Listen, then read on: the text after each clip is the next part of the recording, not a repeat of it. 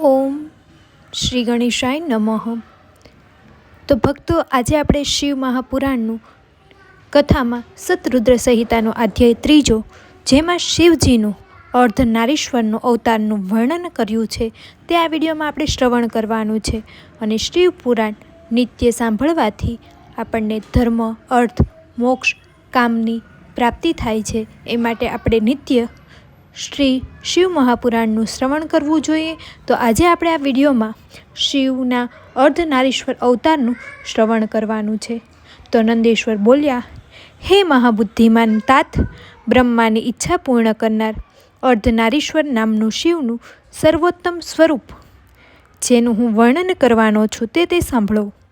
તે કાળે બ્રહ્માએ સર્જેલી બધી પ્રજાઓ વધી નહીં, તે વખતે એ બ્રહ્મા ચિતાકુળ થયા, તે દુઃખથી દુઃખી રહેવા લાગ્યા। તે વખતે આકાશવાણી થઈ કે તમે સ્ત્રી પુરુષના જોડકાથી ઉત્પન્ન થતી સૃષ્ટિ રચો।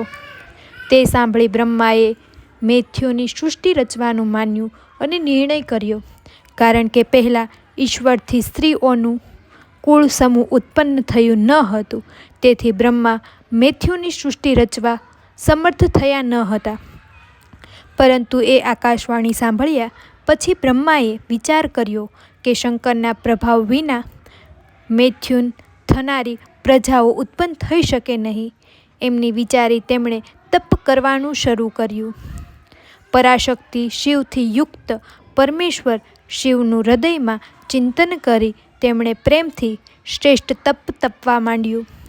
સ્વયંભ્રૂ બ્રહ્મા તીવ્ર તપમાં જોડાયા, એટલે થોડાક જ કાળમાં તે શિવ તરત પ્રસન્ન થયા। પછી પૂર્ણ ચૈતન્ય સ્વરૂપ ઈશ્વર શંકરે કામનાઓ અર્પણ કરનારી પોતાની મૂર્તિમાં પ્રવેશ કરી અર્ધનારીશ્વર સ્વરૂપે થયા અને બ્રહ્મા પાસે ગયા। પરમ શક્તિથી યુક્ત તે શંકર દેવના દર્શન કરી બ્રહ્માએ દંડવત પ્રણામ કર્યા અને 2 હાથ જોડી તેમની સ્તુતિ કરી। પછી વિશ્વના કરતા મહેશ્વરી દેવ તે મહાદેવ અત્યંત પ્રસન્ન થઈ સૃષ્ટિની ઉત્પત્તિ માટે મેઘ જેવી ગંભીર વાણી વડે કહ્યું।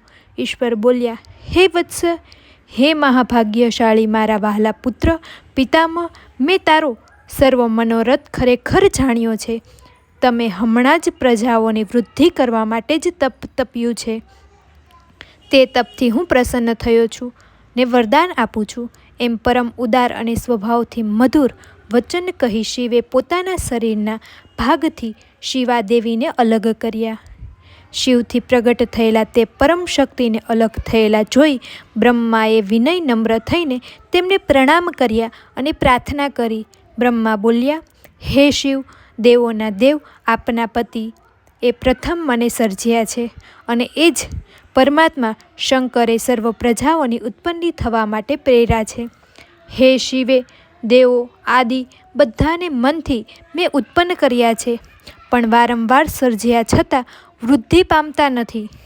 તો હવે પછી મિથુન જોડકાથી ઉત્પન્ન થનારી સૃષ્ટિ જ રચીને મારી સર્વ પ્રજાતિઓમાં હું વધારવા ઈચ્છું છું। પરંતુ પ્રથમ આપ થકી સ્ત્રીઓનું અવિનાશ કુળ નીકળ્યું નથી, તેથી શ્રેષ્ઠ નારી કુળ ઉત્પન્ન કરવા મારી શક્તિ નથી। દરેક શક્તિની ઉત્પત્તિ આપ થકી જ થાય છે, માટે સર્વના ઈશ્વર આપ પરમ શક્તિ હું પ્રાર્થના કરું છું। હે શિવે, નારી કુળને સર્જવા આપ મને શક્તિ આપો। આપને નમસ્કાર હો, હે માતા, હે શિવના પ્રિય, સ્થયાવર જંગમ જગત એ નારી કુળરૂપ કારણથી જ થશે, એમ આપ જાણો। વળી હે વરદાન દેનાર ઈશ્વરી, આપની પાસેથી બીજું એક વરદાન હું માગું છું, તમે આપ કૃપા કરી મને આપો। હે જગતના માતા, તમને નમસ્કાર હો, હે સર્વમાં રહેલા અંબિકા, એક ઈશ્વર દ્વારા જ સ્થાનવર જંગમની પુષ્ટિ વૃદ્ધિ માટે આપ મારા પુત્ર દક્ષના પુત્રી થાઓ। એમ બ્રહ્માએ માંગણી કરી, એટલે પરમેશ્વરી દેવીએ તથાસ્તુ, બહુ સારું એમ વચન કહી બ્રહ્માને શક્તિ આપી। તે કારણથી શિવ શક્તિ તે શિવાદેવી પોતાની બંને બ્રહ્મણની વચ્ચેથી પોતાના સમાન કાંતિવાળી એક શક્તિ ઉત્પન્ન કરી। એટલે તે શક્તિને જોઈ ખૂબ હસતા દેવશ્રેષ્ઠ કૃપાસાગર મહેશ્વરે પોતે લીલા કરતા એ જગત માતાને કહ્યું. શિવ બોલ્યા, હે દેવી પરમેશ્વરી, બ્રહ્માએ તપ વડે તમારું આરાધના કર્યું છે, તો તમે પ્રસન્ન થાઓ અને તેમની સર્વ ઈચ્છા અતિ પ્રેમથી પૂર્ણ કરો. પરમેશ્વરની એ આજ્ઞા મસ્તક વડે સ્વીકારી તે દેવી બ્રહ્માના કહેવાથી દક્ષના પુત્રી થયા.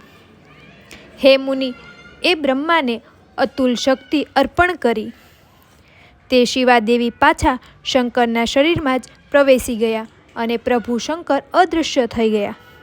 ત્યારથી માંડી આ લોકમાં સ્ત્રીનો ભાલ કલ્પાયો અને મૈથુનની સૃષ્ટિ જન્મી.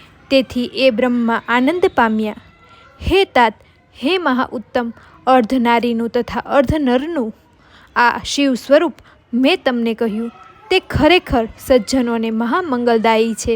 જે મનુષ્ય આ નિર્દોષ અને નિર્મળ આખ્યાનનો પાઠ અથવા શ્રવણ પણ કરે છે તે સમગ્ર ભોગવી પરમ ગતિ પામે છે.